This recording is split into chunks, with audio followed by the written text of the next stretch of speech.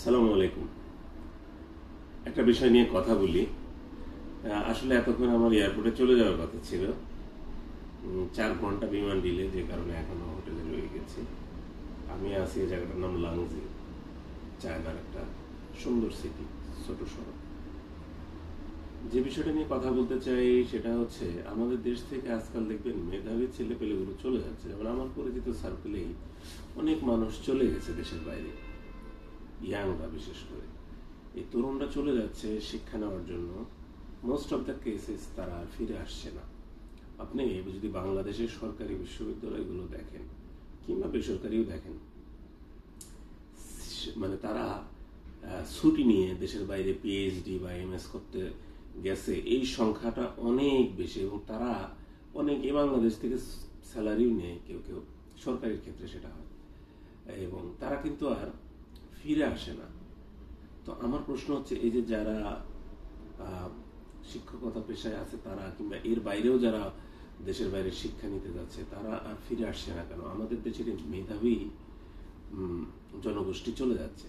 তাহলে মেধার একটা বড় অংশ যদি দেশ থেকে চলে যায়, তাহলে তো কিন্তু দেশের জন্য এটা বড় ক্ষতি। আমি আমার ব্যক্তিগতভাবে অনেক মেধাবী মানুষকে চিনি যারা দেশ থেকে চলে গেছেন কিন্তু আর ফিরে আসেননি। তারা সেখানে হয়তো বা একটা সময় সেটেল হয়ে গেছেন। আর দেশের বাইরের যারা, ওনারা তো আমি যদি বলি ইউরোপ, আমেরিকা, ইংল্যান্ড, তারা তো ভাই চালাক। তারা উপরে উপরে যতই বলুক যে আমরা অভিবাসী, মানে এটা আমাদের জন্য বার্ডেন হবে বা বার্ডেন হচ্ছে, তো আলটিমেটলি তারা মেধাবী জনগোষ্ঠী চায়। তারা কামলা জামলা চায় না, কিন্তু মেধাবীরা থেকে যাবে এটা চায়। আমাদের দেশ থেকে মেধাবী চলে যাচ্ছে, সেখানে স্ট্রোক হচ্ছে। তো এটা আমাদের দেশের জন্য কিন্তু ক্ষতি হচ্ছে। তো আমাদের এই চিন্তা চেতনাকে পরিবর্তন কিভাবে করা যায়, এটা নিশ্চয়ই যারা আমাদের দেশের হত্যাকর্তা ব্যক্তি আছেন, যারা এগুলো নিয়ে কাজ করতে পারেন। আমার কাছে মনে হয় বেশিরভাগ ক্ষেত্রে মানুষ সোশ্যাল সিকিউরিটিকে একটা ইস্যু মনে করে। আমি অনেকগুলো যারা এরকম দেশের বাইরে গিয়ে সেটেল হয়েছে তাদের সাথে কথা বলেছি। প্রত্যেকটা মানুষ প্রথম বাক্যটাই বলছে হচ্ছে সোশ্যাল সিকিউরিটির অভাব আমাদের দেশে। এটা কিন্তু নতুন করে শুরু হয়েছে এরকম না, একদম আমাদের বলতে পারেন একদম আরো বহু বছর আগে থেকে, অন্যান্য গভর্নমেন্টের সময় থেকেই এই যে প্রচলনটা আমাদের মধ্যে ছিল, যে একটা নিরাপত্তাহীনতা, সেটা কিন্তু আমাদের মধ্যে আছে, এখনো আছে, আগেও ছিল। কম বেশি এটা আপনারা নির্ধারণ করবেন, কখন কম ছিল কখন বেশি ছিল। পলিটিক্যাল স্টেটমেন্ট দেওয়া আমার কোনো ইচ্ছা নাই।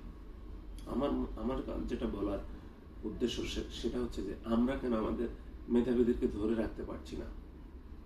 এভাবে চলতে থাকলে তো আমাদের জন্য একটা বড় ইস্যু, দেশের জন্য একটা বড় ইস্যু হয়ে দাঁড়াবে একটা সময় গিয়ে।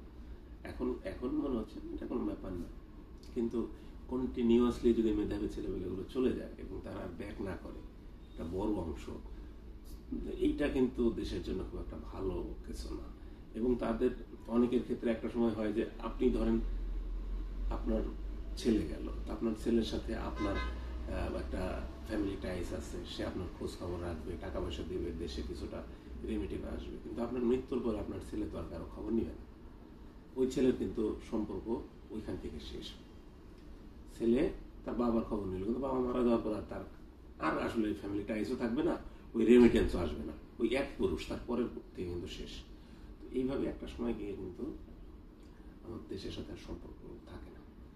তো এই জন্য আমার কাছে মনে হয় এই বিষয়গুলো নিয়ে কাজ করতে পারেন যারা আমাদের কর্তা ব্যক্তি আছেন, তারা এই বিষয়গুলো নিয়ে কাজ করতে পারেন। কিভাবে আমরা আমাদের মেধাবী ছেলেপেলেদেরকে দেশে ফিরিয়ে আনতে পারি, দেশের কল্যাণে কাজে লাগাতে পারি, একটা সময় তারা যেন চলে আসে, এই বিষয়গুলো নিয়ে তারা কাজ করতে পারেন। কিংবা চলে আসার মতো পরিবেশ তৈরি করতে পারি আমরা।